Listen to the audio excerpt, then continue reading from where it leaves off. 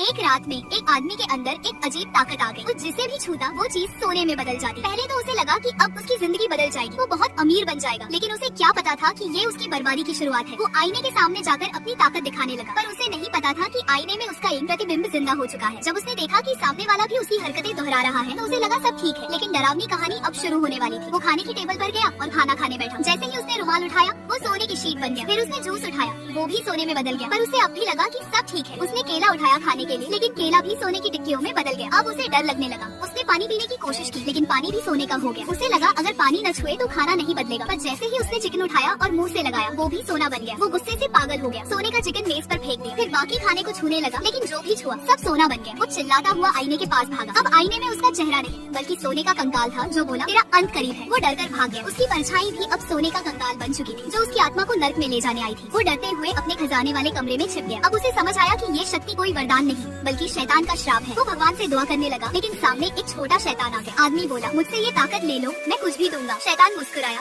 उंगली चटकाई और बोला हो गया। फिर गायब हो गया। तभी पूरा महल गिरने लगा, सारा सोना गायब हो गया और उसके कपड़े तक खो गए। अब उसे पता चला कि शैतान उसकी सारी दौलत और उसकी आत्मा ले गया है। वो थककर जमीन पर बैठ गया। तभी उसे जमीन पर एक हैमबर्गर दिखा। पहले तो डर गया, फिर हिम्मत करके हाथ लगाया और जब देखा कि हैमबर्गर सोने में नहीं बदला तो वो खुशी से चिल्लाने लगा जिंदा हूँ मैं।